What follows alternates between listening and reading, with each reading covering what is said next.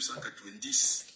Et j'ai toujours dit depuis 2 ans que je suis devenu libre de mes propos que Cabral, non seulement il n'est pas un homme politique, et de deux, il n'est pas un opposant politique. Je m'arrête là.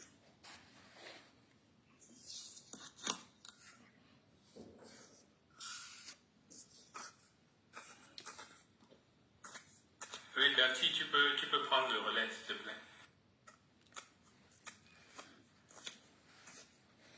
J'aimerais, le temps de bien positionner mon appareil, j'aimerais laisser la parole à quelqu'un d'autre.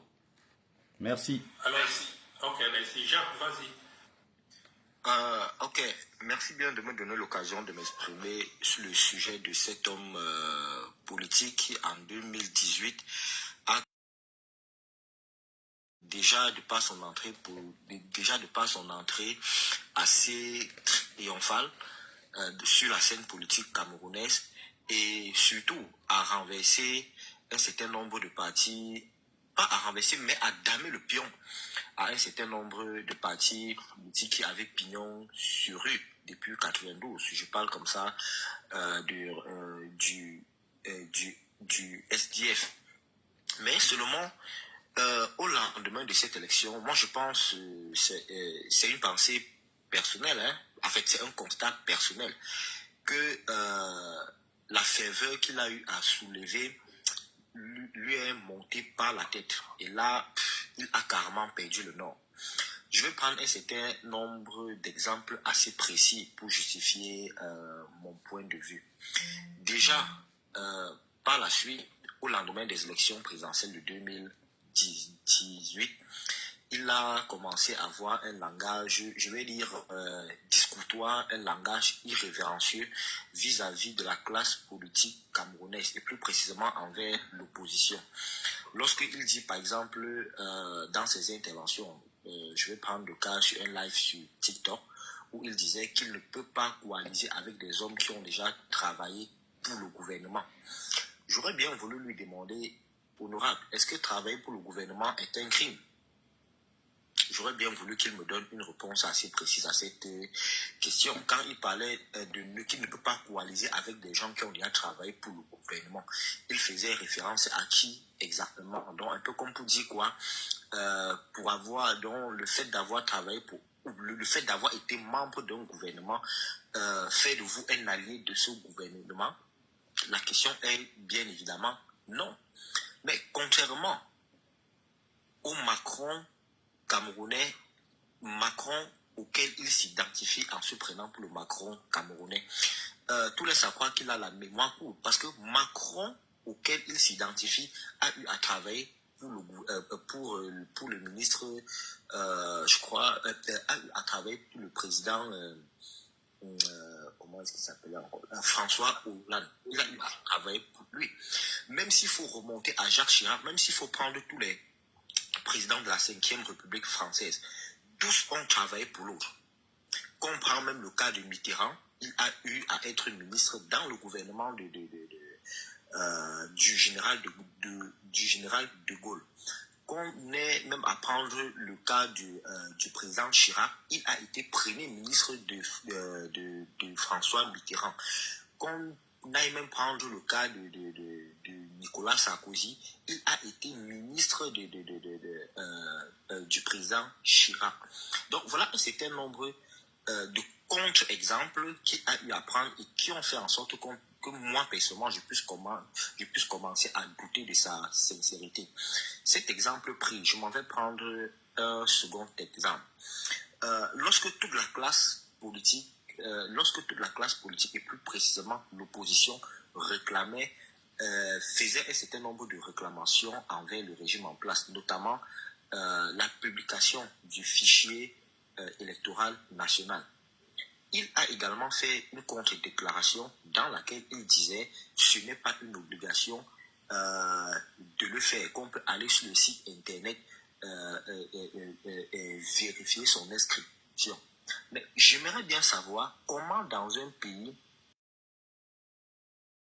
des pays comme la Côte d'Ivoire et le Bénin, que là-bas ce n'est pas une obligation, mais ce qu'il oublie de dire, c'est que dans ces pays, le gouvernement prend la peine de donner à chaque parti d'opposition le fichier électoral sur une clé USB. Mais au vu de ces exemples-là, on se pose une question et de savoir, mais est-ce que c'est un homme politique sérieux qui, au lieu de s'allier à des causes justes, pas forcément parce que ça vient de l'opposition, parce que ce que la classe politique, parce que ce que la classe politique et plus précisément l'opposition réclame, c'est pour le bien-être de tous les opposants. Ce n'est pas pour X ou seulement pour Y. Mais le fait de se dresser contre ça, ça suscite quand même un certain nombre de points d'interrogation qui font douter de sa sincérité. Un troisième exemple, au lendemain des élections présidentielles de 2018, dans sa première intervention, il dit il est troisième, c'est un candidat de l'opposition qui a gagné, mais curieusement, il ne dit pas qui. Et la même bêtise se répète encore en 2025 où il dit il est troisième, mais refuse de dire qui est premier d'après ses CV. Il pousse même encore le vice plus loin en cachant ses PV. Mais c'est une affaire du peuple, c'est une affaire nationale. La suivi de l'État en dépend. Quand ça vient d'un parti, quand ça vient d'un homme politique, plus grave encore, d'un parti d'opposition, il y a vraiment plus d'une question à se poser. Donc je préfère, je vais m'arrêter sur ces 4 exemples-là pour montrer que son entrée en politique en 2018 l'a mis en pole position, mais il n'a pas su exploiter cela, il s'est dressé contre les intérêts du peuple. Donc voilà qui meuble mon intervention visant cette politique. Merci à toi, Jacques. Donc je reprends la parole parce que là maintenant je suis bien posé. Alors, le problème, j'ai envie de parler d'un problème global de la jeunesse camerounaise qui a toujours été dans la trahison, dans la collaboration, avec ceux qu'on accuse aujourd'hui d'être des vieux qui confisquent le pouvoir. Si Biya est là depuis 43 ans, s'il est dans la haute administration depuis 62, si tous ces gens-là se sont maintenus, c'est parce qu'il y a eu aussi quelque part des jeunes qui ont bien voulu les accompagner dans leur sale besogne. Cabral en est l'exemple parfait. On peut citer, on peut voir aujourd'hui, c'est les jeunes comme les Joshua aussi, des gens qui ont très vite, n'est-ce pas, compris qu'il fallait surfer dans ça. Parce que en fait, c'est une question de mentalité à un certain moment. C'est-à-dire qu'on a des gens qui fonctionnent comme des mendiants.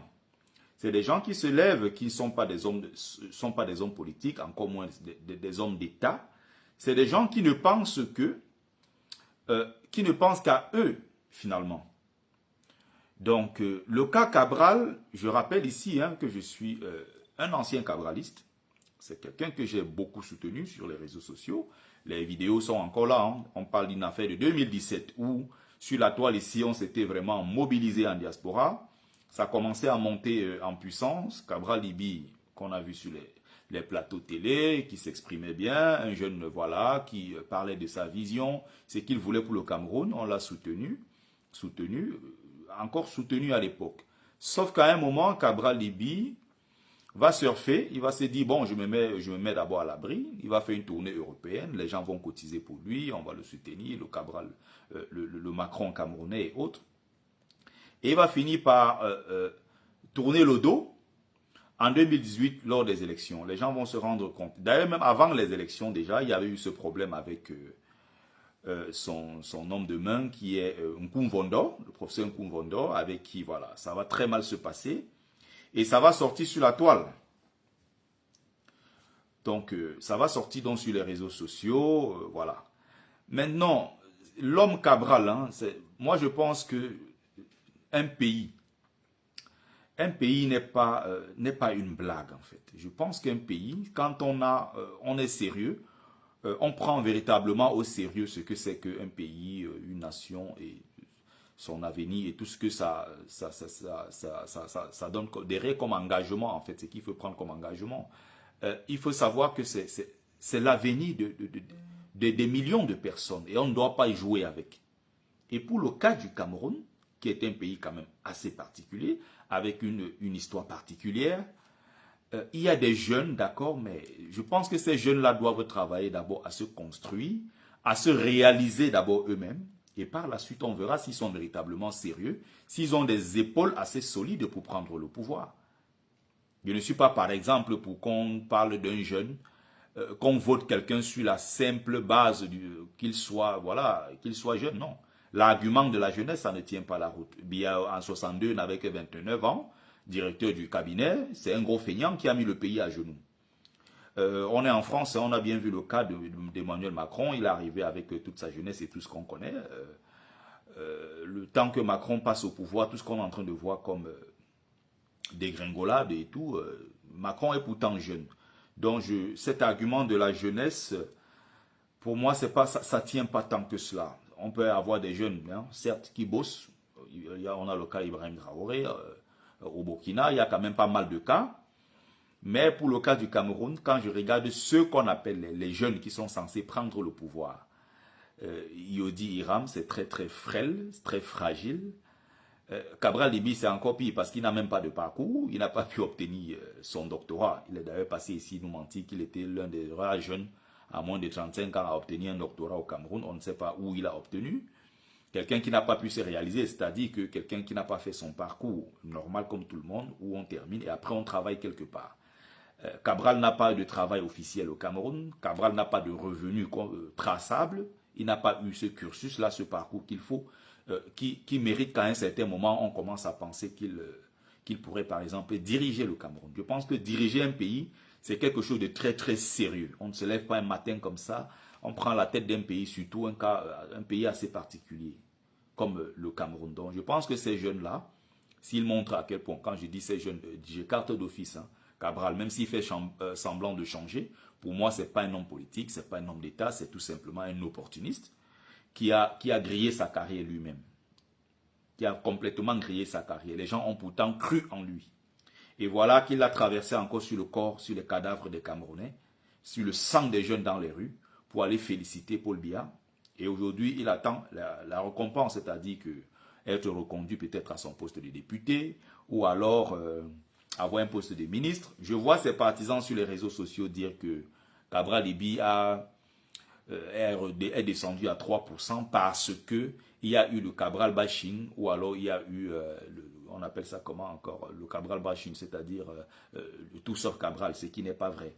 Cabral a chuté dans l'estime de beaucoup de Camerounais à partir de 2018 où il a trahi la résistance. De deux, si Cabral, qui a donc une base purement communautaire, je n'ai pas dit communautariste, Cabral Libi, même dans ce qu'on appelle le socle Bassa, Cabral Libi, même là-bas, Tiroma est venu à gagner. Tiroma a tout raflé dans certains endroits qui sont censés être des endroits où Cabral, voilà, devait être voté majoritairement. Cabral, il ne faut pas qu'on essaye de distraire les gens. Je pense qu'il n'est pas seul, hein, parce que si on parle toujours de Cabral, ça ressemble plus à un acharnement qu'autre chose. Mais bon, les Joshua aussi, les plaisantins comme on appelle comment encore des espoirs, je ne sais plus, espoir Matomba, des choses comme ça. Ils occupent aussi un espace vide. Hein. D'un autre côté, j'avais d'ailleurs fait un direct dessus récemment. Ils occupent un espace vide laissé par les méritants, laissé par des intellectuels. Et je parle ici de véritables intellectuels, c'est-à-dire vraiment des patriotes, qui auraient pu apporter quand même beaucoup de choses à notre pays, mais qui ont décidé de se mettre en marge de tout cela. Ok, la nature donc ayant horreur du vide. Si vous avez des mérites, vous avez des compétences, je vais dire, et vous ne venez pas mettre ces compétences-là au service du Cameroun en passant par la politique. Donc, il faut donc comprendre que les espoirs Matomba, le Macron camerounais Cabral, ou alors, bon, Macron quand même a un parcours, il a travaillé chez Rothschild, Macron est un banquier. Donc, quand on parle du Cabral camerounais, du Macron camerounais en parlant de Cabral, c'est une insulte. Donc, maintenant, je suis en train de dire ceci, si les Cabral, les aussi, Espoir Matomba et tous ces gens-là existent sur le landerneau politique camerounais, c'est justement parce que beaucoup ont démissionné de leur rôle. C'est-à-dire qu'on a des gens derrière avec toutes les grandes compétences, des gens qui ont une maîtrise de la chose politique, mais qui se tiennent toujours derrière. Mais si vous n'êtes pas là, les autres vont occuper l'espace. Et si ces gens occupent l'espace, le moment venu, il ne faut pas se plaindre. Donc, quand on parle d'élection présidentielle au Cameroun, vous avez Tiroma, vous avez le professeur Baebek. Bon, parlons de ceux qui sont restés, n'est-ce pas, sur la liste définitive. Vous regardez tous ceux-là, mais vous avez quand même une liste des gens qui n'ont pas l'étoffe pour diriger le Cameroun, qui n'ont pas l'étoffe pour diriger notre pays, mais qui sont quand même candidats. Où sont donc les professeurs agrégés? Où sont donc les gens qui ont l'expérience de la chose politique? Où sont donc ceux-là qui ont réussi, qui sont des hommes d'affaires prospères et qui ne viennent pas prendre les devants? Où sont? Il y a tellement de choses à citer, tellement d'exemples à prendre. Donc voilà ce que je pouvais dire grosso modo sur le cas de l'opposition camerounaise qui a encore dessus cette fois-ci. Cette opposition, je vais dire, collaborationniste. Hein. Il faut faire la différence entre cette opposition-là, n'est-ce pas, qui est liée à Paul Biya, et c'est la vraie opposition camerounaise, comme le cas Maurice Kamto, la vraie opposition avec le cas de Idrissa Chiroma Bakary, et même, comme on a commencé à voir récemment, quand même, voilà, quelques gestes de Tomaino Ndamjoya qui nous donnent un peu plus d'informations sur la personne et ce qu'elle a pu accomplir jusqu'ici. C'était la seule femme à cette élection. Elle n'est pas allée, n'est-ce pas, à ce qu'on a appelé la cérémonie d'investiture. C'était plutôt un acte, voilà, patriotique, un acte salutaire. Voilà. Par la suite, maintenant, on va essayer de voir ce que ça va nous amener, mais bon, ça reste quand même très compliqué. Je vais laisser la parole à quelqu'un d'autre, à qui veut la prendre, de toute façon, parce que... J'aimerais poser une question de fond à Bertil Okamit. Bertil Okamit, moi je suis de la génération 92, 90, 92, après le discours du général de Gaulle à Bôle, demandant l'ouverture démocratique au Cameroun. De Mitterrand. De Mitterrand, pardon, merci.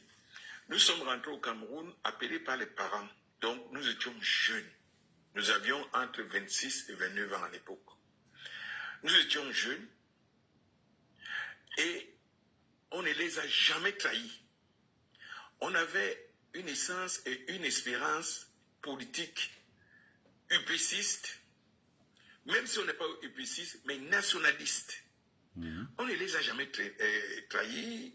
Il y avait notre grande sœur Henriette Koué qui sera là aujourd'hui. Moi, je m'en souviens.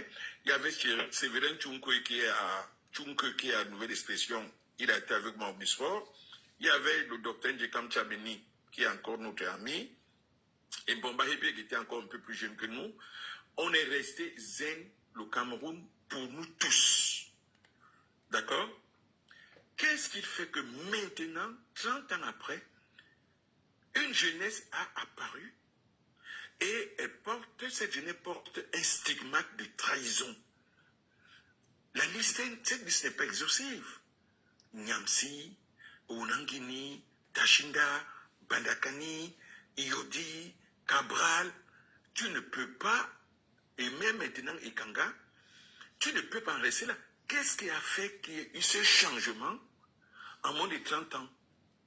Est-ce que tu peux nous expliquer le fondement même de ce changement? Mais parce que ce changement, cette trahison, elle est globale, même globalisée. Ce que je pense, c'est qu'il y a à un certain moment une sorte de... Il n'y a pas eu de continuité en tant que telle. Il n'y a pas eu de continuité, c'est-à-dire entre l'ancienne génération et la génération actuelle. Tu es de l'ancienne génération, c'est-à-dire qui a reçu quand même cette éducation où au cœur, encore une fois, il y a la communauté, c'est-à-dire que l'intérêt de la communauté. Tu as reçu cette éducation qui veut que, voilà, à un certain moment, qu'on soit capable de s'effacer soi-même pour donner place au groupe, donner place à l'ensemble. C'est-à-dire que tu as bénéficié, comme les autres, les gens de cette époque-là, qui ont bénéficié quand même d'un certain nombre d'éléments. Ce sont des forces, ce sont des valeurs. Quand on grandit avec ces valeurs-là, c'est beaucoup plus facile quand on est dans le contexte politique, puisqu'on est agrippé à un certain nombre de valeurs, on a quand même il y a des racines, il y a quand même pas mal d'éléments. Ça fait que à un certain moment, oui, à un certain moment, quand il faut prendre un certain nombre de décisions, quand il faut adhérer par exemple à un groupe, quand il faut, on se retrouve face à une situation où il faut peut-être soit rester nationaliste, rester patriote ou bien peut-être trahi, je pense que c'est beaucoup plus difficile, je crois, hein, pour les gens de cette époque-là. Maintenant, il y a eu une sorte de transition, il y a eu une nouvelle génération, mais il n'y a pas eu de transmission des mêmes valeurs. C'est-à-dire que ce qu'on voit aujourd'hui au Cameroun, ce qu'on voit, restons dans le milieu politique, c'est tellement plus facile de voir des jeunes qui trahissent, tellement plus facile de voir des jeunes. D'ailleurs, si on prend les exemples au moment où nous sommes en train de parler, on ne va parler que des jeunes. Quand on parle des gens comme, je ne sais plus si on va parler des Armand Noutak et autres, regardez à l'intérieur du MRC, regardez des gens qui du jour au lendemain ont tourné leur dos. Je ne vais pas... Même Michel Ndoki, regardez une dame comme celle-là qui avait un avenir politique, une dame qui à un certain moment était notre héroïne, qui du jour au lendemain s'est retournée. Je ne veux pas parler forcément du parti politique MRC, mais je vais dire qu'elle s'est retournée contre le combat pour la libération de notre pays. On apprend aux dernières nouvelles que, bon voilà, je ne sais plus trop ce qui s'est passé, elle se retrouve en Côte d'Ivoire, il y a eu, je ne sais plus... Ça dit que c'est très très difficile. Je pense qu'il n'y a pas eu... Il n'y a pas eu cette transmission-là. Il y a eu aussi les conditions sociales, les conditions du quotidien qui sont devenues beaucoup plus, mais alors beaucoup plus difficiles. Et les gens, parfois, pour joindre les deux bouts, les gens, dans cet instinct-là, n'est-ce pas, de survie, à un moment, pensent d'abord à eux et se disent, bon, ils vont d'abord se sauver. Ils vont d'abord se sauver. Je pense que Cabral, quand il s'engage en politique... peut-être qu'il a l'intention de bien faire les choses, mais puisqu'il n'a pas déjà lui-même une assise, ce n'est pas quelqu'un qui a forcément à l'époque un domicile connu, ce n'est pas quelqu'un qui a un boulot stable ou une entreprise stable, c'est quelqu'un qui se dit, bon, je vais surfer sur la vague et je vais avoir une certaine stabilité, voilà, en espérant rester un peu plus longtemps dans le milieu politique. Voilà ce que ça donne. On a d'abord une jeunesse qui n'est pas suffisamment ancrée dans sa propre culture, culture ici vraiment dans l'ensemble, hein, dans sa spiritualité et autres. On a une jeunesse qui se livre beaucoup plus facilement. Je ne dis pas que les anciens aussi, parmi eux, il n'y avait pas des gens qui, voilà, hein, qui à un certain moment lâchaient ou trahissaient. Mais cette jeunesse, elle est beaucoup plus enclin à le faire parce qu'il y a des conditions sociales. Il y a l'arrivée aussi, hein, des réseaux sociaux avec le proving. On a parfois un environnement aussi qui pousse des gens souvent à commettre des erreurs. Je ne pense pas que Cabral soit suffisamment aussi bien entouré. Je ne pense pas non plus que quelqu'un comme Joshua aussi, posez-vous la question, un grand parti politique, comme le SDF qui a fait la pluie et le beau temps au Cameroun, on voit aujourd'hui à la tête du SDF un monsieur comme Joshua aussi, qui est un homme complètement vide, un homme qui aurait pu se servir d'ailleurs de la cause anglophone pour prendre un peu les devants, mais un homme qui malheureusement a toujours pensé à lui, à ses marchés publics et tout. Donc, résultat, qu'est-ce que ça donne? On a aussi une société qui de plus en plus valorise des gens sans tenir compte, n'est-ce pas, du passé de ces gens. C'est-à-dire qu'aujourd'hui, que ce soit sur les réseaux sociaux, que ce soit par exemple dans les... même à la télévision, prenons ces exemples-là, dans les médias, c'est-à-dire que du jour au lendemain, on ne pose pas des questions sur l'origine de la fortune de tel ou tel. Vous avez les Amogo Belinga qui du jour au lendemain deviennent très riches, distribuent 100 millions aux gens, 50 millions aux gens, sans qu'on ne se pose trop la question d'où cela vient. Vous avez des Feynman qui organisent des panels sur les réseaux sociaux ou alors qui... vont dans des plateaux télé au Cameroun expliquer, qui parlent de leur vie de Feynman. Et de plus en plus, ce genre de choses-là sont tolérées. Ça a même été finalement normalisé. Donc, trahir dans ce contexte-là ne devient plus quelque chose de... ce n'est plus le sujet de la honte. Avant, quand tu trahissais, c'était le sujet de la honte. Avant, quand tu trahissais, tu avais même honte de sortir de chez toi. Avant, quand tu trahissais, arriver encore dans un milieu, sachant que tu vas pas supporter de voir les gens qui te regardent en te disant mais tu as trahi. Donc les anti-valeurs, comme dit Banaboy, les anti-valeurs se sont finalement installées et ça fait qu'aujourd'hui on est dans un environnement où Cabral peut aller aux élections, comme c'était le cas récemment. Il dit il sait qu'il est troisième. On lui demande, mais qui est deuxième et qui est premier? Il n'arrive pas à le dire. Mais vous avez ces partisans encore qui sont partout pour expliquer aux gens, malgré toutes les démissions qu'il y a eu autour de Cabral Libye, vous avez quand même des jeunes qui organisent des panels pour expliquer que c'est parce qu'il y a eu un Cabral bashing. Non, ils ne voient pas que eux-mêmes, leur propre leader est resté très incohérent depuis 2018. Non, ce qui les intéresse, c'est de faire croire, en fait, ils ne se regardent pas droit dans le mur. Voilà encore un exemple parfait. Il y a Gabriel qui vient de prendre l'exemple de Bidjang. Bruno Bidjang, vous avez les Raoul Christophe Mbia, vous avez l'exemple de Obama. Vous avez quelqu'un comme ça qui va de, je ne sais pas, de chaîne d'entreprise en entreprise. Vous avez quelqu'un comme Bidjang. Bon, avec un parcours quand même assez complexe. Qui apparaît comme ça du jour au lendemain. Il est journaliste. Et quelqu'un qui a été journaliste pendant déjà des années, va à l'école de journalisme, s'inscrit, il fait à peine 3 semaines, 1 mois, il se fâche, il ressort de là, mais bon, dans notre société actuelle, c'est quelque chose qui ne pose pas tant de problèmes aux gens que cela. On demande tout simplement, qu'est-ce que tu as apporté, qu'est-ce que tu es capable de mettre sur la table? On est en 2025, et il y a des mamans, des parents qui arrivent à dire à leurs enfants, la fille qui n'a que 17 ans s'apprête, elle met son maquillage à 20 h, elle prend son sac et elle sort. Ses parents lui disent, ma fille, en rentrant, tu nous gâtes. Voilà des exemples très simples. Mais cette maman, ce papa qui dit à sa fille, en rentrant, tu nous gardes. Qu'est-ce que l'enfant va vous garder? Est-ce que l'enfant travaille la nuit? Où va l'enfant? Avec qui elle passera toute cette nuit? Dans quel contexte? Avec qui? Mais il suffit que le lendemain, qu'elle revienne et qu'elle charge le frigo. Donc on est dans un contexte généralisé de pauvreté, d'insécurité. Dans tous les sens, finalement, ça a favorisé ce genre de choses. Et bon, le terrain où les gens peuvent venir se recycler, c'est-à-dire des anciens bandits. Vous avez des gens qui, toute leur vie, ont été que des malhonnêtes. Vous avez même des gigolos qui viennent se recycler en politique.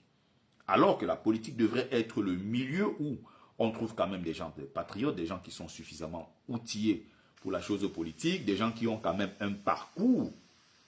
S'il te plaît, Betty, je ne te coupe pas. C'est juste pour interpeller UPC 48 de revenir. Si ça reste trop en pause, ça va se couper. D'accord.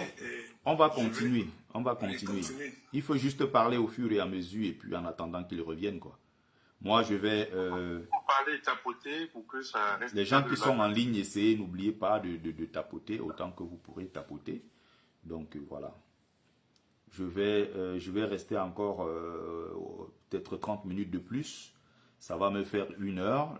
Voilà, j'ai eu une urgence malheureusement. Mais au moins, je suis encore là, au moins pendant 30 minutes au moins. Donc, continuons le live. Je laisse donc quelqu'un d'autre pour suivre dans... Je voudrais apporter une observation par rapport à... Est-ce que je me fais entendre là? Parce que je... Très bien. Intervenir avant, s'il te plaît. Pardon? Est-ce que je peux dire quelque Oui, chose? oui, le niobéiste est là depuis. Je voudrais apporter une observation sur ce que Bertie disait là. D'accord, vas-y, plus bon. Si c'est possible, hein. Vas-y, Denis. Le niobéiste a donné le OK, c'est bon, vas-y.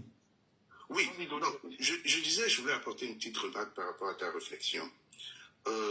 Quand tu disais que les partisans de Cabral Libye, en réalité, disaient que c'était l'autobashing qui était en réalité la cause de son échec.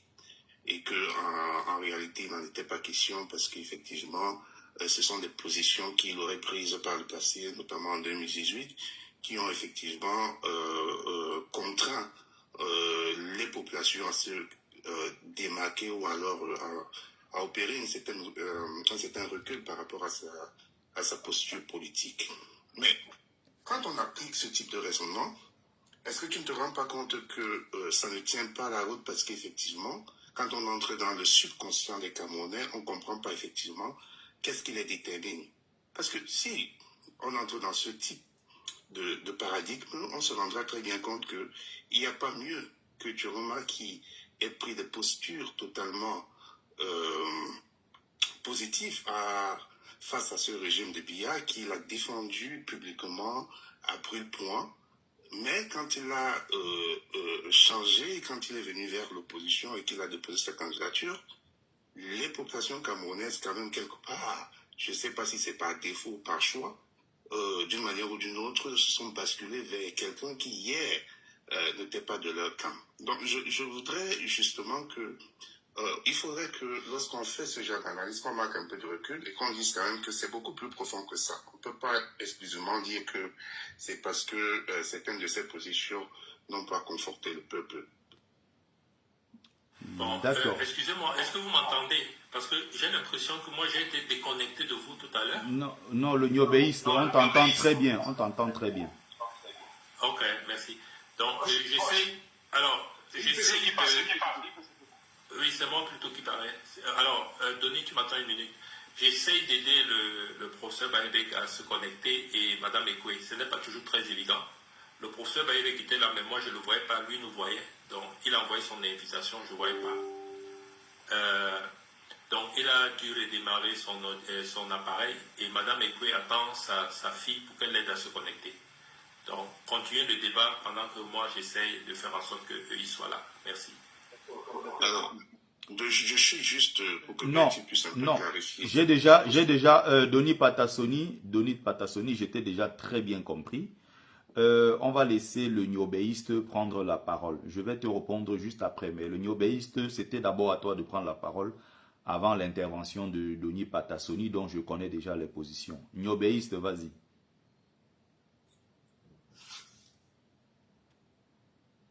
Niobéiste, débloque ton micro. Voilà, vas-y. Ah oui, désolé, je parlais un peu à moi-même là, sans avoir démuté mon micro. Oui, bonsoir tout le monde. Bonsoir vraiment et merci pour cette opportunité d'échanger sur ce qui nous concerne tous, c'est-à-dire le Cameroun. Ce qui nous tient vraiment à cœur. Bon, je dirais que par rapport au sujet à la première question, bon, je pense que c'est un ensemble il y a un ensemble d'éléments qui justifient le type de profil politique que nous avons au Cameroun. Et je dirais que le premier élément, c'est un choix politique délibéré du régime de 82. C'est-à-dire que, si vous observez bien, le régime de 82 a affamé, a clochardisé presque la majorité des Camerounais. Regardez tous les secteurs de la vie professionnelle au Cameroun. Les universitaires, les enseignants. Bref, on a clochardisé tout le monde. Au point où on a réduit les possibilités d'ascension sociale.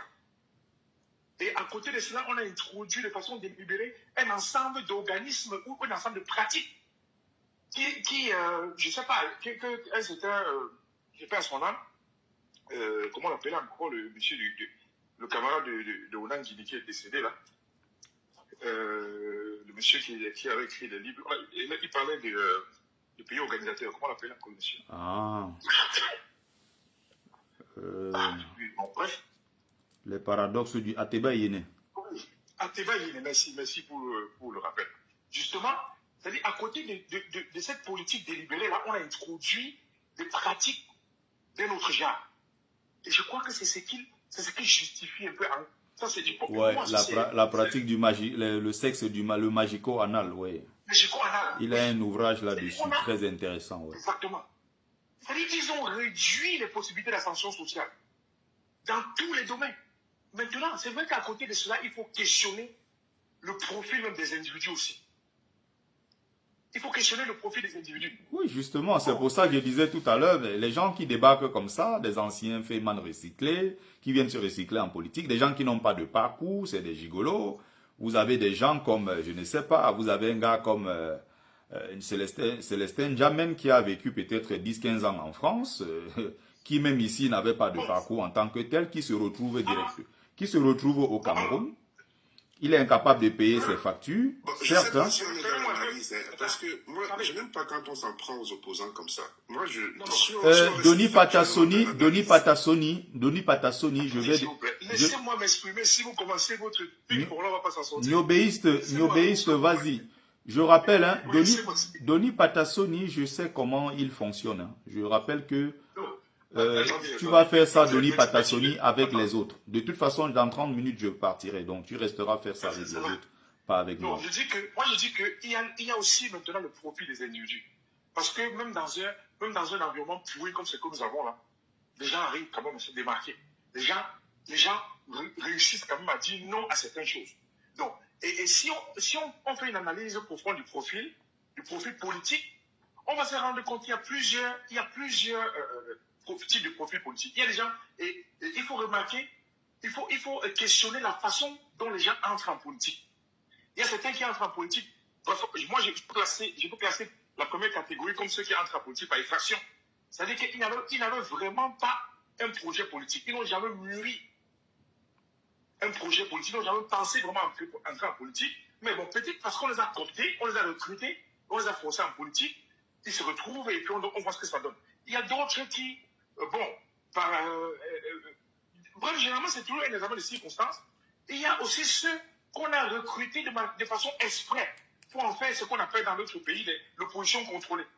C'est-à-dire, on fabrique des opposants, on met sur la scène politique, ils sont là, ils animent la scène politique comme si ils avaient vraiment un agenda pour le peuple, mais en réalité, ils sont là pour l'agenda de ceux qui dirigent. Ils accompagnent ceux qui dirigent. Bon, à côté de cela, on va voir maintenant ceux qui ont vraiment travaillé, qui ont préparé leur carrière, qui ont peut-être décidé d'aller faire une carrière professionnelle sérieuse, et après savoir s'être réalisé, ils entrent en politique avec un agenda clair. Donc, on peut spéculer comme ça, non, là, je ne vais pas tirer sur quelqu'un particulièrement, mais je pense que pour moi, la chose la plus importante, c'est l'élément le plus important, c'est l'environnement sociopolitique qui a été créé par le régime de 82. C'est un agenda. Et il y a quelqu'un qui parle de ça, je crois que c'est M.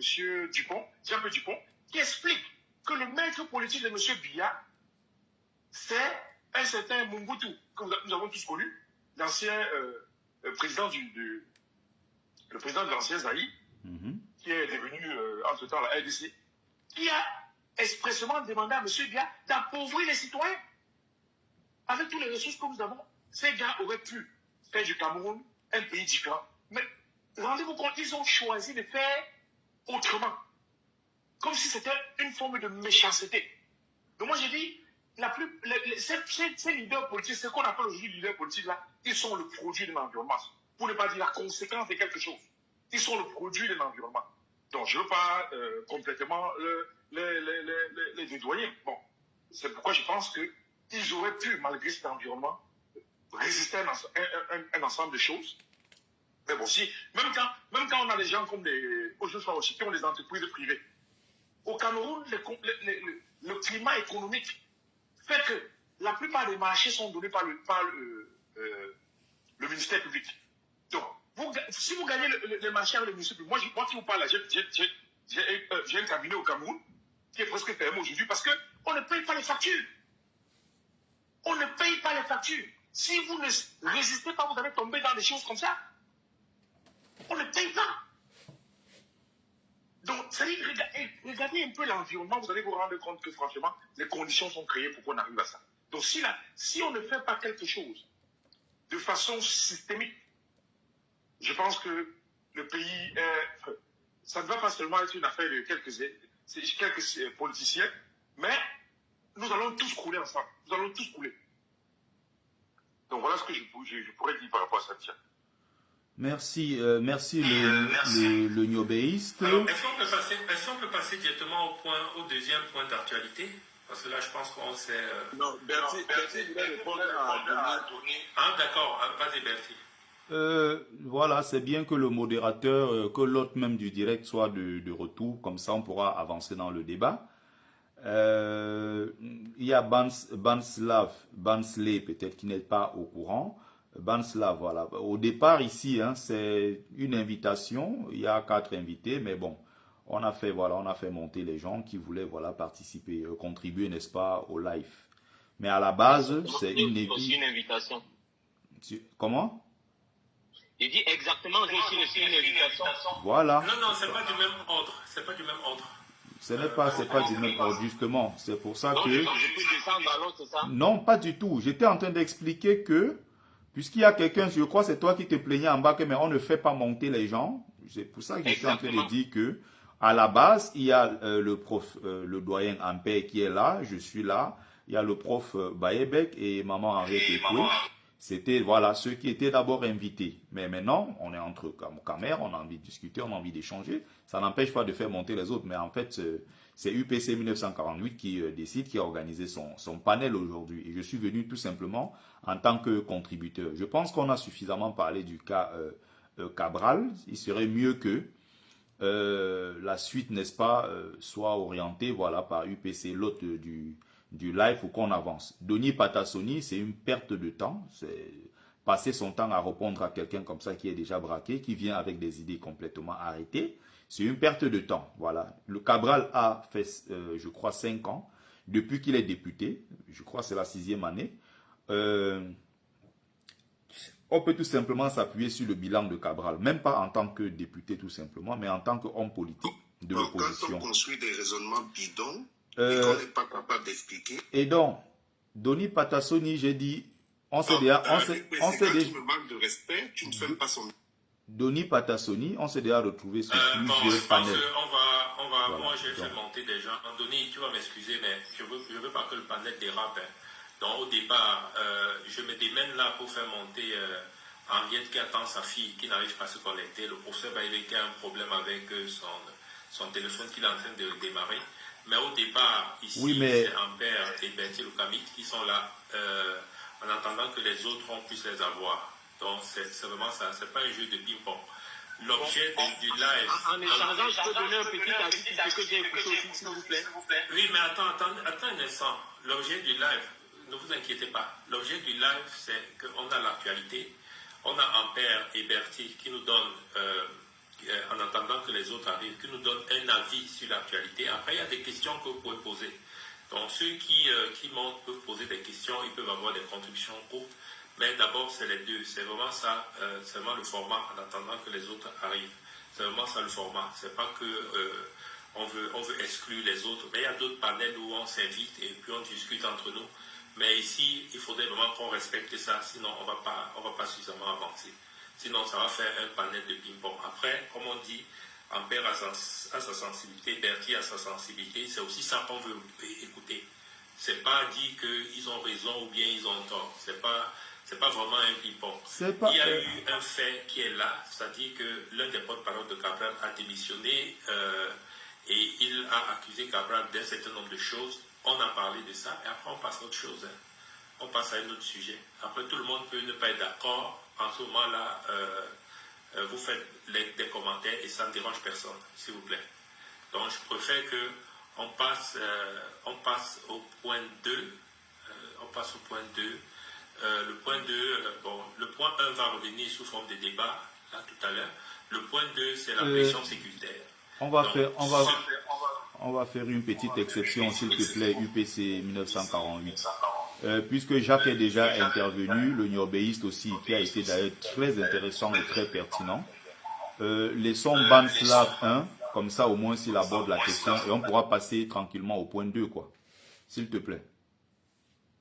Oui, mais je voudrais qu'on passe au point 2 après pour en revenir, sinon ça va faire comme une fixation sur Cabral. Donc non, on ne sait pas encore ce qu'il voulait dire. Hein. Oui, non, bon, j'annonce le point 2. Après, quand vous allez prendre la parole, vous pourrez passer au point 1 et vous pourrez revenir au point 1 et passer au point 2. D'accord. Comme ça, ça nous permet d'avancer. Donc, alors, le point 2, c'est la pression sécuritaire et arrestation. Plusieurs soldats sont arrêtés dans le Mano d'Anaï pour des liens présumés avec Issa Chiroma Bakari pour un projet de rébellion. À Garoua, l'homme d'affaires Aladi Bahia est enlevé par les forces de sécurité qui recherchaient son fils. Et face à cela, il y a également des tensions qui montent dans l'armée où apparemment on fait une chasse aux sorcières, si on peut dire ainsi, où certains militaires réputés être proches de Issa Chiroma Bakari connaissent une certaine marginalisation. Donc je voudrais qu'on commente un peu ce fait d'actualité. Après, ça n'empêche de revenir sur le point 1, s'il vous plaît. Merci. Alors, qui veut commencer l'Union Béiste? Bon, il avait dit qu'il n'est pas encore prêt. Non, je suis. Ok, vas-y alors. Avant de... En fait, bon, je ne veux pas revenir sur le point, je crois que je viens juste de m'exprimer là-dessus. J'ai dit ce que je pensais, et puis bon, maintenant que directement envoyé sur le point 2, qui met l'accent sur le climat d'insécurité et je dirais même il y a une forme de, je pense que le président lui a appelé ça le gangsterisme politique. C'est-à-dire qu'on est pratiquement dans un climat où ceux qui tiennent le pouvoir de façon illégale et illégitime actuellement, veulent tout faire pour se maintenir. Et pour se maintenir, il faut qu'ils neutralisent ce qu'ils considèrent aujourd'hui comme leurs adversaires politiques. Donc maintenant, pour moi, la question c'est qu'est-ce qu'on fait en face? Qu'est-ce que nous, ceux qui pensent que ils sont illégitimes, ils ont un mandat illégal, qu'est-ce qu'on fait? Comment est-ce qu'on s'organise pour faire face à ça, pour protéger nos enfants, nos frères, nos parents, nos frères et sœurs? Comment est-ce qu'on peut s'organiser? Parce qu'ils ne peuvent rien faire de différent. Ils vont essayer de neutraliser. Bon, j'en profite pour appeler ces leaders-là, tous ceux qui pensent qu'ils sont à mettre qui.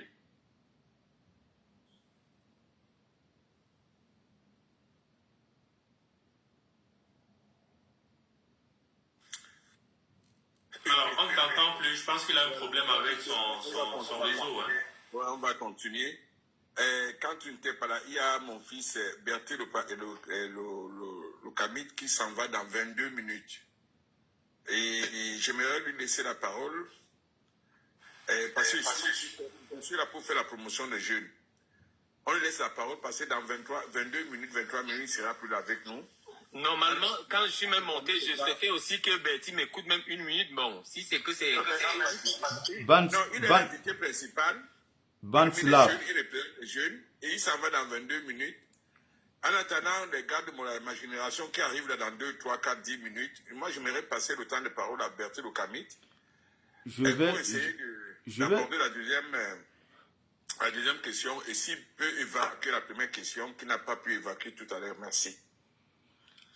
Non, la première question sur l'opposition, je pense qu'on a suffisamment, abordé cette question. Et encore une fois, il y a quelqu'un qui sortait en tête de cette trahison de l'opposition qui s'appelle Cabral, l'opposition qui collabore avec le RDPC. Voilà, on a assez parlé de cela, ça peut ne pas plaire à Doni Patassoni. Il faut qu'il sache tout simplement que le bilan de Cabral entre 2018 et 2025 est un bilan largement négatif, ce qui fait que les gens ont le droit, voilà, dans ce contexte-là, de dire qu'ils ne vont pas se ranger derrière Cabral. Il a même d'ailleurs lui-même répondu à sa propre question, parce que pour quelqu'un qui est dans l'opposition depuis 7 ans, si on prend à partir de 2018, comment expliquer que Cabral, malgré toutes ces années-là, soit complètement largué dans la course par quelqu'un qui s'appelle Issa Tiroma Bakari, qui il y a seulement 3-4 mois encore était dans le régime, le gouvernement de Paul Biya. Donc ça veut dire tout simplement que les cabralistes doivent se remettre en question. Cabral qui est plutôt jeune et qui a utilisé à plusieurs reprises l'argument de la jeunesse, même si on a compris que c'était de l'esbrouf, parce que il y a quelqu'un qui est bien plus jeune que lui qui s'appelle Yodi Iram. N'oubliez pas que Cabral, à un certain moment, avait parlé de la coalition des jeunes et de l'autre côté, de la coalition des vieux. On a finalement compris que c'était de l'esbrouf. Cabral n'a jamais pu coaliser, même avec les jeunes comme lui.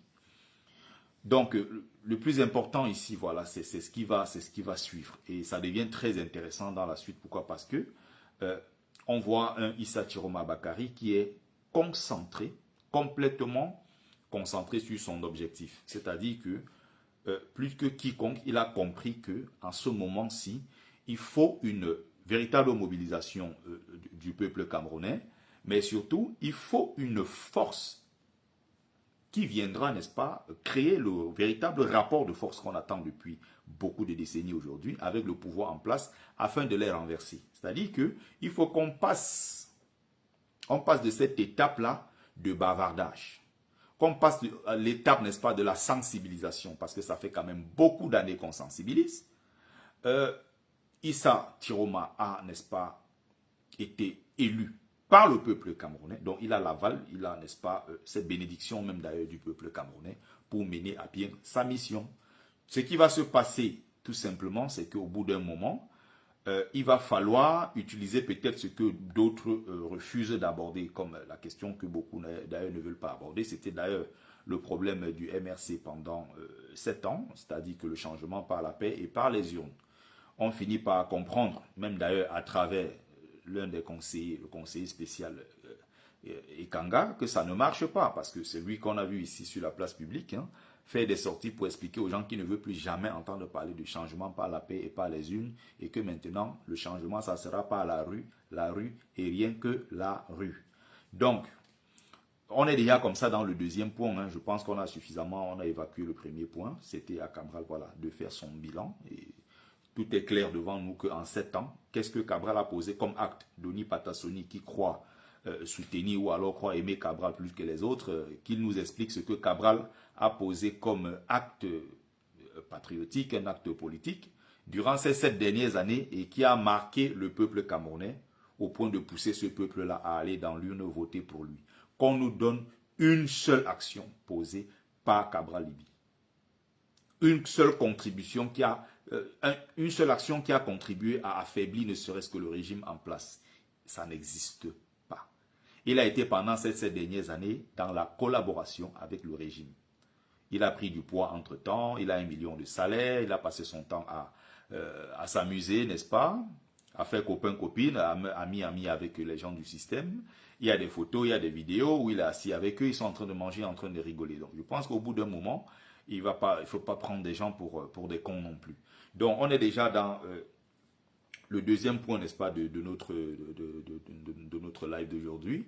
Et là, on avance vers la 4e phase par d'Issa Chiroma Bakary, son plan qui a été mis en place. Et je pense que la dernière phase doit être une phase qui va certainement conduire à des violences.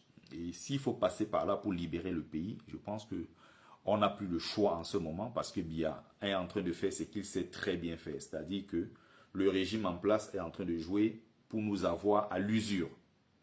Plus le temps passe, plus ils gagnent du terrain.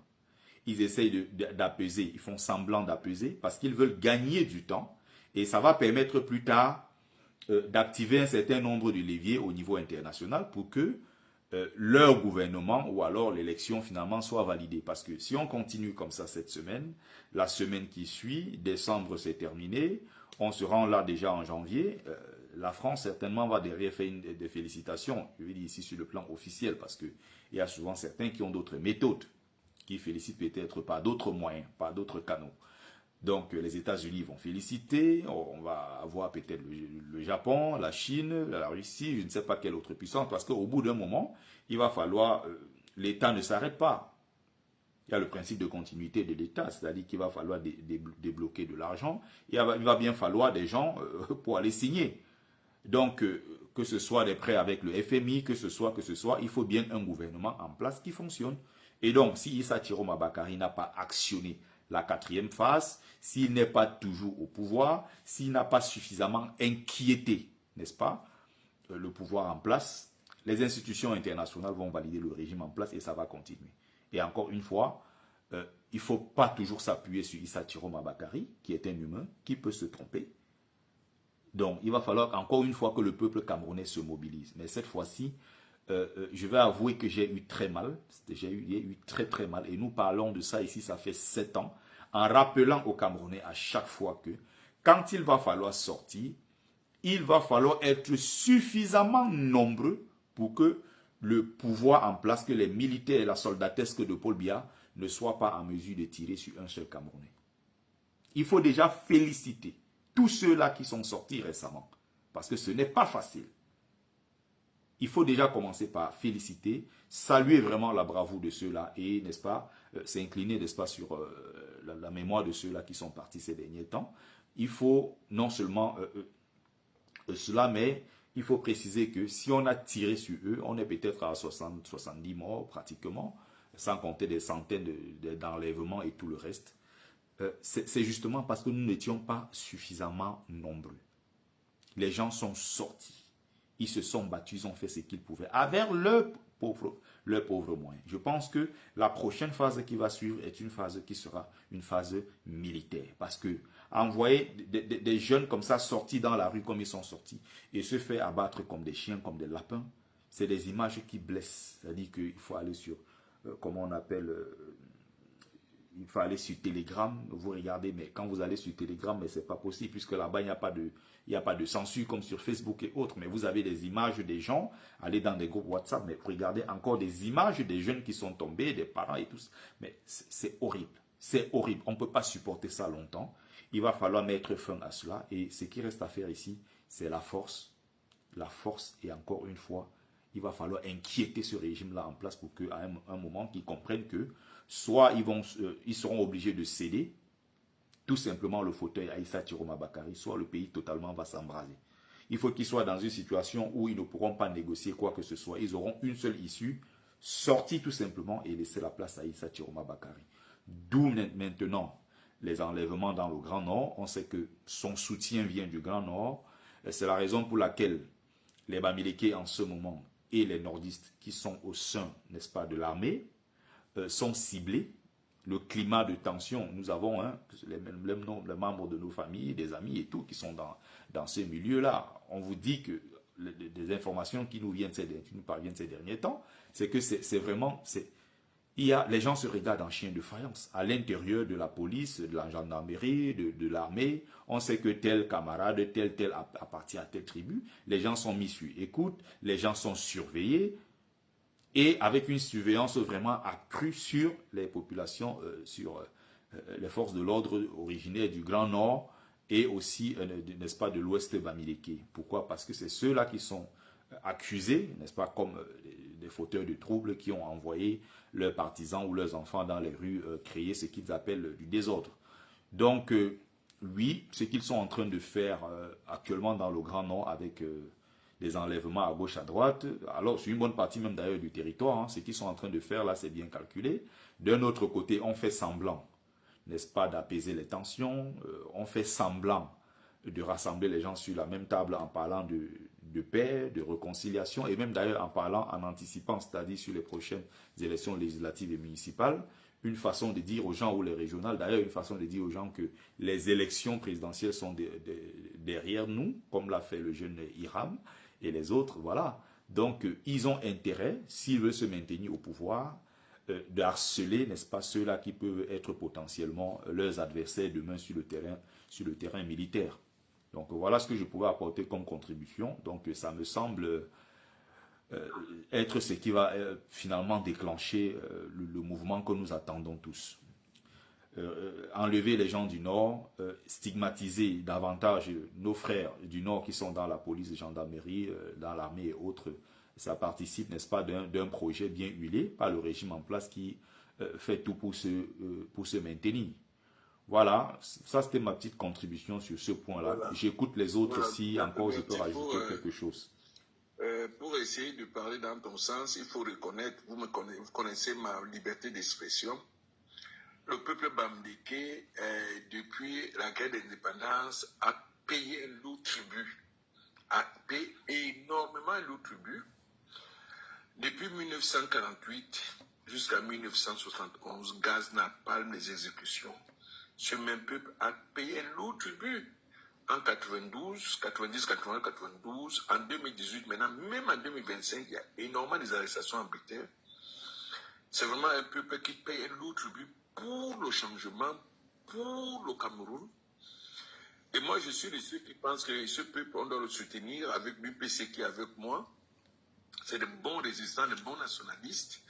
Et c'est que ensemble, avec tous ceux qui cherchent le changement, nous allons tous ensemble nous mettre main dans la main pour essayer de changer le système en place. Maintenant, ça n'a pas pu marcher avec le professeur Kanto. La Providence nous a donné le professeur, l'ingénieur, mon collègue Chiruma. Et maintenant, tous ensemble, nous sommes sur Chiruma qui maintenant a épousé les revendications du peuple, toujours pour un but bien déterminé, le départ du système en place. Je vais laisser la parole à une autre personne en attendant le retour de l'UPC 1948. Merci. Alors, Banslav, tu avais un mot pour Bertie, je crois. Donc, je te vois un peu trop pressé. Vas-y. Ok, bon, très exactement, c'est parce que j'ai aussi entendu, bon, j'ai entendu tout le monde, et puis, vous savez, des fois, tu peux amener ton avis, et puis, ce que tu écoutes te fait changer de trajectoire. Ce que je veux d'abord dire aux gens, à tous ces frères, c'est que on s'est retrouvé dans une situation où le peuple est fatigué. Bon, quand je vous parle de moi déjà. Je suis un petit d'une Fundi. Je vous dis, dans le Fundi, on a un gros comité qu'on a organisé. C'était carrément anti-Paul Biya. Et je vous dis, on a tellement diabolisé comme tout. Nous sommes nés dans un système où on a du rejet de l'autre. Parce qu'on nous fait croire que celui qui se bat, c'est quelqu'un qui est venu nous combattre et tout et tout. Et c'est surtout le rejet du Bamileke. Donc, je vous dis, je parle de moi. Je ne veux pas qu'on dise qu'on a dit et tout ça. Je vous parle de moi. Et c'est une éducation qu'on a eue. Aujourd'hui, nous sommes nombreux à rejeter cette éducation parce que ça nous a affaiblis. À quel niveau? Ça nous a affaiblis parce qu'on nous fait croire aujourd'hui que le Bamileke est plus intelligent que le Betty. Pourtant, c'est faux. On a la même tête, on a tout la même chose. Ce qui nous réduit, c'est parce que nous, on nous fait croire qu'on va nous positionner. Le Bamileke, lui, sait qu'il faut donner, il faut étudier. Donc, même après le bac, lui, pas encore fait des... Il travaille encore les concours. Nous, on ne travaille plus parce qu'on dit que non, on va nous positionner. On a tous la même tête, on est tous les humains. Et je suis dépassé parce qu'aujourd'hui, on essaie de comparer les gens. Il n'y a pas de comparaison. On a juste un gros problème. Que la victoire que Paul Biya a eue sur nous tous les Camerounais, c'est qu'il a su nous manipuler.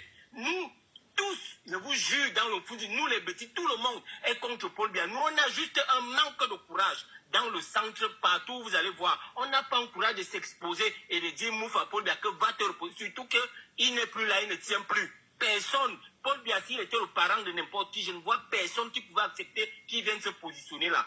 Et je vous dis très honnêtement, les tentacules de Paul Biya se sont élargis dans le sens où il a manipulé les hommes d'affaires et les élites Bamileke, financer tout ça, parce que vous-même vous savez tous, c'est l'Ouest qui finance les élections, et nous les petits, nous on mange, et on va juste voter. Mais je vous dis, cette année-ci, les petits, dans le fond, on a mangé l'investissement qu'il avait donné 150 millions. Si vous voulez, vous allez voir sur le mur d'Ernesto Yene, allez voir les Lundu, Sébastien et tout ça. Vous allez comprendre.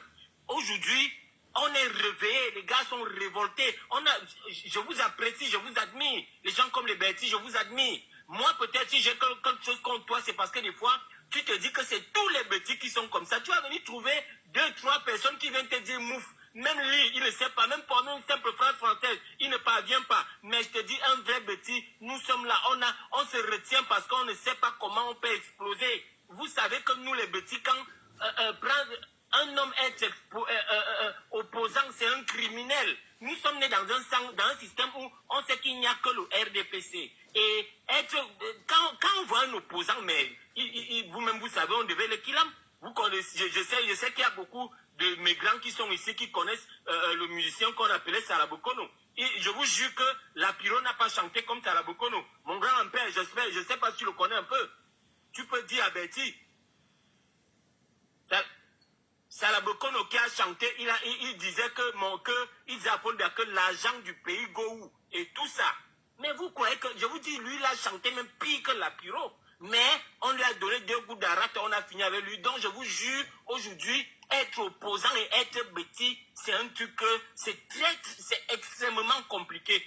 Et nous, on nous a appris qu'il n'y avait pas de parti d'opposition. Le seul parti d'opposition qu'on a connu dans l'histoire, on sait qu'il y a l'UPC. Moi, je n'ai pas connu. Après, on vient nous raconter, on nous parle du SDF et qui a été acheté. Quand on vient suivre, mais nous les jeunes, on est surpris que Kamto est diabolisé.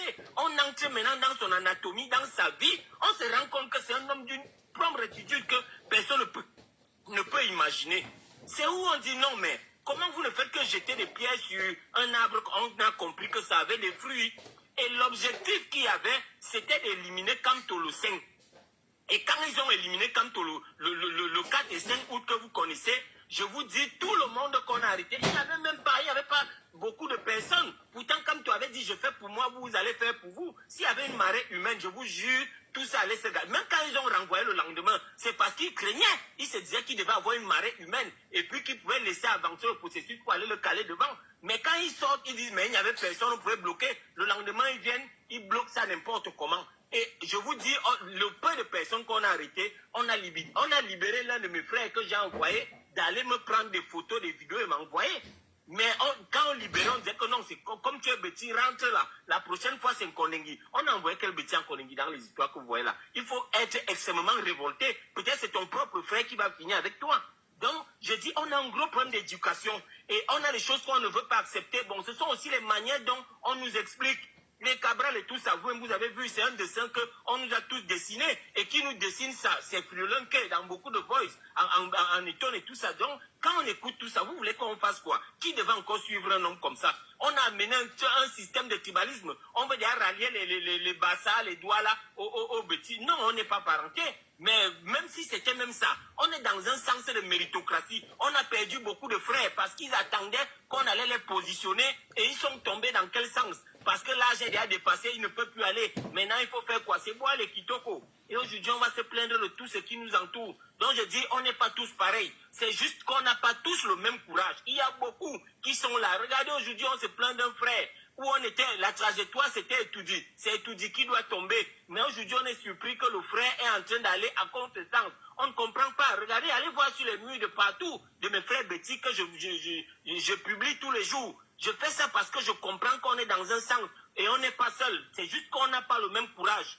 Donc pour moi, Betty Lokami, franchement, j'ai beaucoup d'admiration pour toi et pour ton courage et pour tout ce qui peut arriver. Moi, je ne peux pas faire ce que tu peux faire. Mais je te dis très honnêtement, nous sommes, moi-même dedans, nous sommes des gros lâches. Et la politique du pays qu'on voit là, dans les études et ce que nous aussi on essaie d'analyser, ça ne va jamais fonctionner dans la loyauté et tout ça. Donc aujourd'hui, si comme toi peut-être affaibli l'adversaire et quand Chirouma vient donner un coup de poing tombe, on continue seulement à avancer. Le plus important c'est de l'achever. Et puis même si Chirouma ne va pas parvenir, s'il vient aussi, il y a eu, bon par exemple, moi, j'ai appris que Chirouma était une grosse manipulation et j'ai décidé de rester tranquille et de garder mon silence. Mais je vous dis, j'ai eu un gros bénéfice parce que le peuple a appris à se lever. C'est un gros bénéfice. Donc même si Chirouma ne vient pas, je sais que le peuple a appris à se lever. Tout ce qu'on doit éduquer au peuple maintenant, c'est que le jour où il y a seulement une injustice, vous vous levez tous. Où on dit qu'il y a un truc au nord, tout le Cameroun entier se lève. Donc je pense qu'on a un gros problème d'éducation. C'était mon aperçu, hein, mon frère. Merci. Merci beaucoup, Banslav. Merci, mon frère. C'était très intéressant ta position. J'ai souvent écouté dans d'autres panels. Hein. Ça reste très, très intéressant globalement. Bon, maintenant, il ne s'agit pas de toi. Je suis d'ailleurs le premier convaincu qu'il y a des gens dans l'ère culturelle Fambeti Boulou qui sont contre le système en place. Bia a eu des adversaires hein, qui étaient ses propres frères. Il y a eu le prêtre je crois, qui était mort au Canada, Monseigneur, j'ai oublié le nom. Il y a eu des gens hein, à l'intérieur du système qui n'étaient pas toujours d'accord avec Paul Biya. Il y a eu encore aujourd'hui, il y a des gens qui sont dans il y a des Valsero qui sont Fambeti Boulou, qui se battent à Baoyono, qui sont nombreux, qui sont des gens qui sont de cette ère culturelle et qui se battent contre le système en place. Voilà. C'est pas tant ça le problème, c'est le problème de nombre en fait. Il y a une hypocrisie quelque part que beaucoup ne veulent pas voir parce que c'est difficile à voir. Il faut faire face à cela et c'est très très compliqué. Alors vous avez 3 régions du Cameroun, le centre, le sud et l'est. Et vous connaissez très bien que dans l'histoire de notre pays, c'est les 3 seules régions où il n'y a jamais eu de ville morte. Et en 2025 aujourd'hui, voilà encore les preuves devant nous, c'est-à-dire que pendant qu'on bougeait à Douala, à Garoua, à Ngaoundéré, à Bafoussam, partout, quand toutes les autres 7 régions du pays étaient en feu, il y a eu Yaoundé, le centre qui était relativement calme, les gens vaquaient à leurs occupations. Il y a eu juste quelques 2-3 quartiers populaires où il y a eu quelques trucs et tout ça. On est passé à autre chose. Le centre, le sud, n'en parlons pas. C'est le silence total dans tout le sud. La région de l'Est, quand on parle de l'Est aussi, c'est le silence total. Parce que remarquez très bien que ceux qui sont sortis dans la région de l'Est, vous allez bien remarquer que c'est Garoua Boulaye et un peu Batouri et autres. Mais surtout, l'épicentre, c'était Garoua Boulaye, qui est une ville où il y a beaucoup de populations originaires du Grand Nord. Aïdjo était passé par là, son tout premier poste d'ailleurs, je crois, c'était à Garouaboula, son tout premier poste. Il y a historiquement une bonne partie des populations du Grand Nord qui est installée là-bas depuis des décennies et des décennies. Donc, vous allez bien remarquer que c'est ceux-là qui étaient dans les rues. Allez regarder maintenant les autochtones même de l'Est. Vous avez plutôt des vidéos des gens qui sont sortis pour vous expliquer que nous sommes les Makas, nous sommes les autochtones, nous sommes les cécis, et nous ne voulons pas voir des nordistes et des Bamileke ici qui viennent faire du désordre. Betty, s'il te plaît, je n'aime même pas couper les gens, mais si tu vois, je te dis, je t'ai avoué que nous sommes des lâches, mais à un certain niveau, on a eu des comités où on a conseillé nos frères et puis on a dit, c'est trop comme ça. Je vous jure, ça, je comprends. L'objectif c'était d'aller faire les bulletins nuls, mais les gars sont allés voter Tirouma. Comme je suis en train de te dire, je comprends. On peut te dire même où Paul Biya a voté, mais je comprends très bien. Ce que je vais juste te dire, c'est que même s'ils ont voté Tirouma, c'est pas tant ça le problème. Pourquoi les gens qui ont donc voté Tirouma, une fois que leur voix a été volée, c'est à eux de descendre dans les rues pour dire mais non.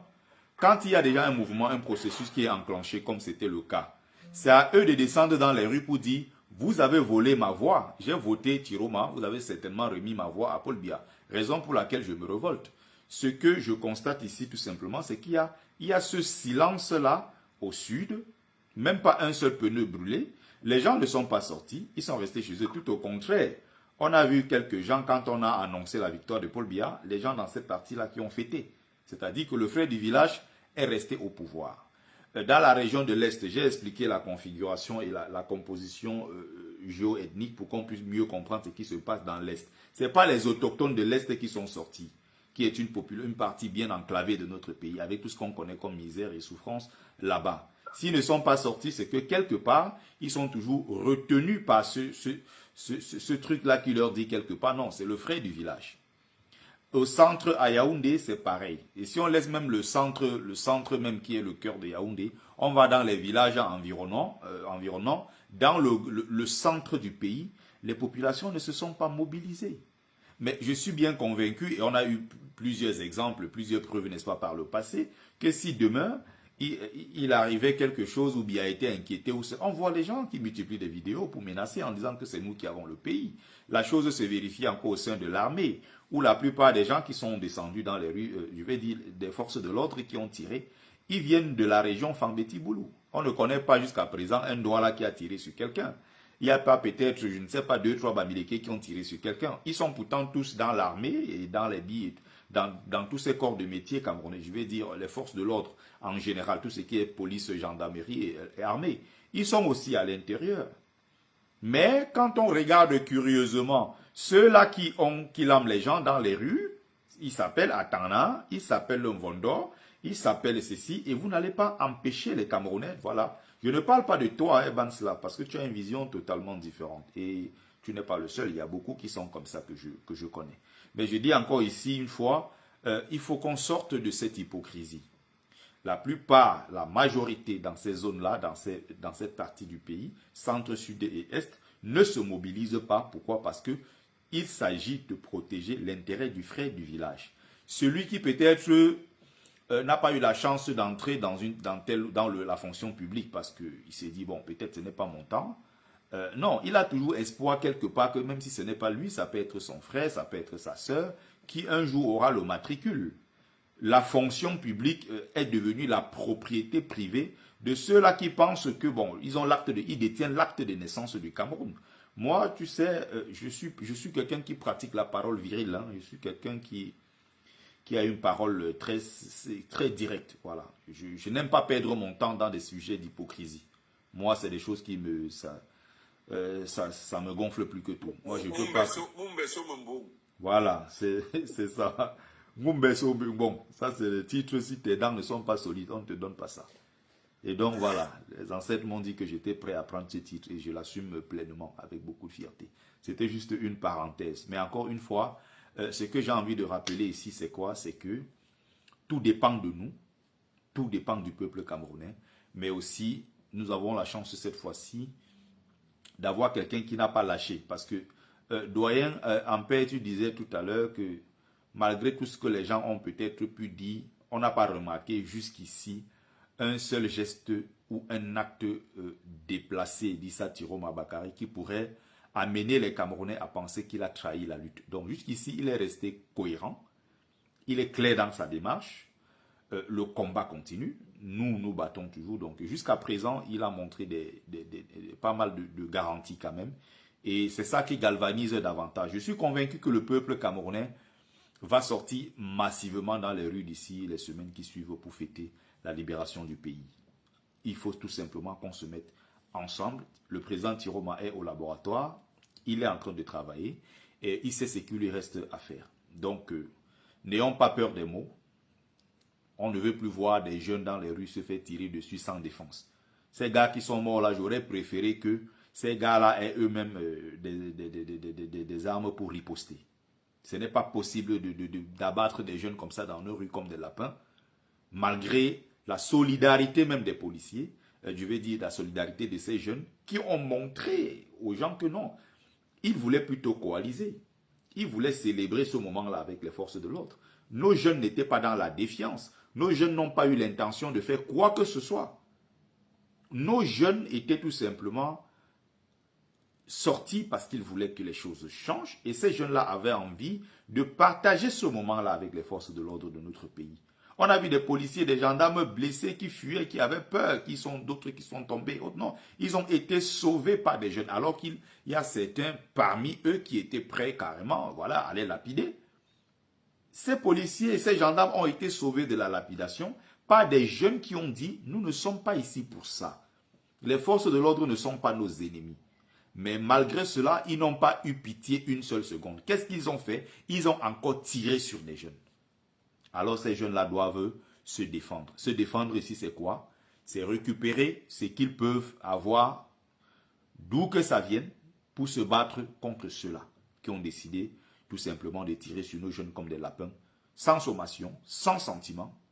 Et ce sont parmi eux, d'ailleurs, on trouve des pères de famille.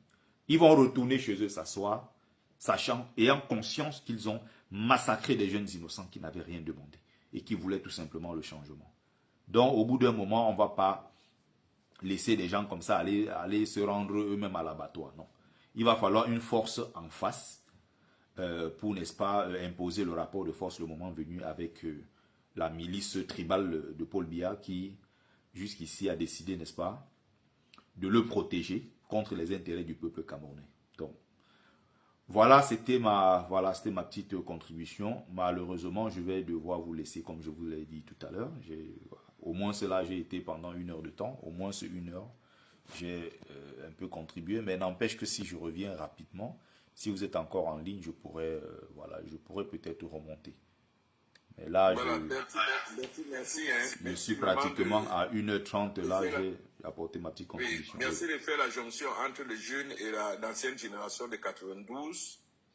Moi-même, je suis venu rapidement de Clermont-Ferrand parce que je pensais que le professeur Bahebek et notre grande sœur Henriette Ekwe devaient être là. Et merci, parce que la prochaine fois, il y a encore des jeunes que je vais inviter. Mais doyen en paix, tu sais que nous les jeunes là, nous on a votre macabo, nous on vous en veut. Hein. Nous on vous en veut parce que vous nous avez abandonnés. On nous a demandé de faire la promotion de jeunes, mais c'est ce qu'on est en train de oui, faire. Mais non, le problème, quand je parle de vous, la génération là, mais qu'est-ce qui s'est passé pour que vous ne parveniez pas à l'époque à chasser Paul Biya et que c'est à nous, la génération de maintenant, nous maintenant, il y avait un panel qu'on avait fait avec les anciens. Les enfants comme nous, nés dans les années... Les enfants comme nous, nés dans les années 80 jusqu'à 90 et autres. En 92, nous, on était encore petits. D'autres n'étaient même pas nés. Mais pourquoi vous n'avez pas le chassé Paul Biya à l'époque là? Ça vient nous trouver aujourd'hui. Nous, on paye les pots cassés aujourd'hui. Pourquoi? Henriette Ekwe, Séverin Tchunko était à côté de moi. Djekam Tchamini Mayo, carton jaune, carton rouge. On était à 2 mètres. Séverin Tchunko, Henriette Ekwe, bon, Bahébek était un peu plus jeune de nous, de 5, 6, 7 ans. Et ils vont vous expliquer le pourquoi on a échoué. Et c'est ce qu'on veut transmettre aux jeunes comme vous, pour qu'après nous, vous continuez le bon combat. Voilà. Et donc, vraiment, je remercie le jeune UPC d'avoir monté ces panels de transmission de connaissances de l'historicité politique pour qu'il y ait la continuité du combat. Et que ce panel soit vraiment un panel d'éducation, d'instruction, de conscientisation, de transmission de connaissances, où n'importe qui ne peut pas monter pour invectiver, insulter, où ceux qui nous écoutent, ceux qui nous enregistrent, vont garder quand même quelque chose pour la suite du combat au cas où. Je remercie Bertie Lokamit. Il y a un jeune là qui monte là, on a aussi son nom dans les papiers, il y a Momo, il y a Kenda, et il y a Why Not. Ils ont tout un groupe de jeunes là qui, on essaye, on pense que ces gars, ils aiment le Cameroun, ils sont pour le changement. On nous demande de faire votre promotion. Voilà ce qu'on est en train de faire. Même si le professeur Bahebek ne venait pas aujourd'hui, on va reprendre un autre rendez-vous où il y aura un échange entre vous, votre génération et eux, pour que vous qui allez continuer le combat, vous corrigez nos erreurs. Voilà le but de ce panel, et surtout qu'ils soient instructifs. Parce qu'il y a des étudiants qui nous écoutent, il y a le collège des lycéens, il y a même d'autres personnes qui n'ont pas vécu cette époque, qui aimeraient savoir ce qui s'est passé. Comme tu te poses des questions, qu'est-ce qui n'a pas marché? Voilà, merci Bertie Lokamit. Mais Lokamit, si tu as du temps, tu reviendras. C'est très important. C'est d'ailleurs pourquoi tout à l'heure je parlais. Notre danseur Henri sera là. Merci. Tout à l'heure, c'est pour ça que. Bertie, merci beaucoup. Hein. J'essaie toujours de les joindre. Je pense qu'il y a un problème de connexion à Yaoundé. Parce que j'ai essayé de joindre 2 personnes. Je n'arrive pas à les avoir. J'ai appelé par mon téléphone direct ici, directement. J'ai eu le professeur, mais quand il parle, je n'entends pas. Et il me dit que tout est blanc. Enfin, je pense qu'il y a des problèmes de data. Là, je vois maintenant, parce que j'avais envoyé un allô, je vois 2 barres qui viennent d'apparaître. Donc, j'espère qu'il pourra. Même chose pour Henriette Ekwe. Donc, je pense qu'il y a un problème de connexion. Et ça, c'est toujours le stress. Quand on invite des gens au Cameroun, on n'est jamais très sûr. J'avais eu à l'époque l'occasion d'avoir Henriette Ekwe dans un panel. Et c'était avec trop de chance. Bon, elle, c'est une maman d'un certain âge. Hein. Donc, si elle n'a pas sa fille avec elle, ça va être très, très difficile qu'elle se connecte. Donc, comme le prof, là, je viens de voir, au moment où je te parle, là, je viens de voir que sa connexion est revenue. Je vais encore essayer de l'appeler. Mais comme on est là jusqu'à 21h30, 22h, si jamais elle arrive à se connecter, on pourra le faire. Sinon, ça sera partie remise pour demain. J'aimerais préciser aux uns aux autres ici, quand on invite des invités là, c'est pour qu'ils nous éclairent en réalité. On ne dit pas qu'ils ont raison ou ils ont tort, mais c'est pour qu'ils nous éclairent. On a besoin d'avoir leur point de vue. Donc le fait que Ampère soit là et que Bertie soit venu, c'est pour avoir leur opinion. C'est ça qui est important. Après, les autres peuvent avoir des contributions ponctuelles. On peut poser toute une série de questions. C'est très important. Alors pour Bertie Lokamit, il a un ouvrage. Bertie, si tu peux seulement, avant que tu partes, il faut que tu nous rappelles par rapport à ton ouvrage. Tu essaies de m'envoyer une photo de couverture. Moi-même, je vais te commander quelques exemplaires.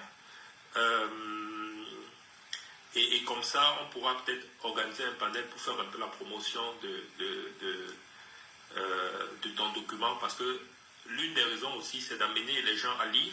Tu as eu une expérience assez forte que nous connaissons pour la plupart. Ça n'a plus de... Ah voilà. Donc, tu as ton expérience. Nous, on connaît cette expérience-là parce que les gens prennent cette route. Mais, sauf erreur de ma part, je ne connais pas un Camerounais qui a pris la peine d'écrire par rapport à ce trajet-là. Donc, il est important que cet ouvrage soit vulgarisé. Et moi, personnellement, je vais en prendre. Je vais te contacter inbox. Il faut au moins m'envoyer la photo de couverture et ton contact. Comme ça, on va s'arranger inbox et puis je prends le livre. Juste pour que tu fasses un petit rappel avant que tu partes. Comme ça, ceux qui sont là, on les encourage à commander ton ouvrage. Merci UPC 1948. Je vais te contacter tout à l'heure. Je vais juste après ça, je vais te contacter. Je vais t'envoyer la photo de la première et la quatrième de couverture. L'ouvrage est toujours disponible. Hein, je le vends moi-même, donc je l'envoie par la poste. Hein, au bout de 3 jours, 3-4 jours maximum, vous recevez votre exemplaire. Surtout que quand c'est moi-même, n'est-ce pas, qui le vend, quand je l'envoie moi-même par la poste, je fais une dédicace. Donc c'est mieux toujours d'acheter chez l'auteur lui-même. C'est beaucoup plus facile que d'aller donner l'argent à Amazon, voilà, qui est déjà très riche d'ailleurs. Donc voilà, je disais, je suis l'auteur de ce livre-là, Folie et calvaire des migrants, qui retrace mon parcours et celui de mes camarades du Cameroun, voilà, jusqu'en France, traversant le désert et la mer Méditerranée. Donc l'ouvrage est paru il y a quelques années, mais le sujet reste encore tellement, mais alors tellement d'actualité qu'il y a même encore quelques jours, j'étais invité sur la nouvelle chaîne africaine pour en parler parce que il y a eu encore des morts récemment dans la Méditerranée, il y a eu encore des cas dans le désert, le sujet est tellement d'actualité. Il va falloir un jour, voilà, trouver des solutions pour ralentir considérablement voilà, le flux de migration de l'Afrique vers l'Europe, en maintenant voilà, les jeunes avec des meilleures conditions sur place en Afrique. Voilà, on essaie de travailler dans ce sens-là. Un enfant perdu dans la mer, perdu dans le désert, c'est un désastre pour nos familles. Et Dieu seul sait le nombre de familles aujourd'hui chez nous, en Afrique, qui pleurent leurs enfants, qui sont partis, ça fait 3, 4, 5, 10 ans et dont ils n'ont plus jamais eu de nouvelles. Donc, il y a aussi quelqu'un tout à l'heure qui disait qu'il était intéressé par mon ouvrage. Jacques, il n'y a pas de souci. Jacques, tu me contactes par le même canal, hein, que ce soit TikTok ou Facebook. Voilà, je vais répondre directement. Donc, je t'envoie le nécessaire UPC 1948. Merci à Jacques, merci au doyen Ampère, merci à toi UPC 1948. Donc, je vais me déconnecter. Bon, on est resté quand même presque 1h30. Voilà. Pratiquement. Merci à tous et à toutes et très bonne soirée. Ok, merci beaucoup. Je vous dis ça aujourd'hui, tous les Bamileke que vous rencontrez en Europe, ils ont la haine de Paul Biya. Canada, ils ont la haine de Paul Biya. Avec tout ce que Paul Biya les a donné. Ouf. Déjà, ça fait mal aux oreilles d'entendre les gens. Je ne sais pas, cette maladie, elle est extrêmement camerounaise. Je n'ai pas vu ça chez les Arabes. Je vis ici depuis très longtemps avec des Congolais, des Centrafricains, des Tchadiens, des Ivoiriens, je sais pas, il y a des gens qui sont de partout. Je n'ai jamais entendu des gens parler comme des Camerounais. Certains Camerounais. À côté, hein, il faut bien préciser, je ne me moque pas des gens parce qu'il y a des problèmes. Des gens qui sont vraiment malades, hein, qui ont vraiment un problème orthophonique depuis le bas âge. Et c'est des problèmes qui ne sont pas faciles à régler quand on a atteint un certain âge. Mais on peut les corriger en revanche très facilement quand on est encore plus jeune. Tu écoutes là, qui parle du travail. À l'endroit de là où il faut mettre T, il faut prononcer travail, ils disent travail. Il dit que j'ai mal. Tout ce qu'on les a donné, les terreaux, les économies. Je vous dis ça aujourd'hui, tous les Bamileke que vous rencontrez en Europe, ils ont la haine de Paul Biya. Canada. C'est rencontrer. Pourquoi il dit rencontrer? Après ça, le tribalisme, ils disent le crib. Là, j'ai mal aux oreilles souvent. Certains Camerounais, je les écoute, je dis, mais cette maladie-là, ce n'est que répandu chez nous au Cameroun. Tu les écoutes sur les réseaux sociaux, ils parlent toujours comme ça. Le travail, le tribalisme. Ce n'est pas le tribalisme, c'est le tribalisme. On n'a pas appris à bien prononcer les mots. Et ces gens-là, ce n'est pas parce qu'ils ne savent pas bien prononcer. Hein. C'est qu'il y a une telle négligence chez nous. On s'exprime n'importe comment. Oh là là là là. Ils ont la haine de Paul Biya. Avec tout ce que Paul Biya les a donné. Tout ce qu'on les a donné, les terreaux, les économies, les cash. Quand ils sont au Cameroun, là-bas, ils vous disent que oh, non, c'est pas la politique. Même quoi? C'est le cœur que tu fumes, c'est quoi que tu fumes champion? Laisse les autres parler. Tu viens quand même souiller les gens qui passent le temps à insulter les Bamileke. Parce que quand ces gens, comme vous dites mes frères, arrêtons le tribalisme. C'est ça. Arrêtons le tribalisme. C'est ça qui revient, le tribalisme. Les enfants à la maison dont grandissent étant perdus. Ils ne savent pas c'est quoi. Là où il y a le T, on lit C. Là où on prononce C. Là où il y a le C, on prononce T. Oh là là, c'est horrible ça. Horrible.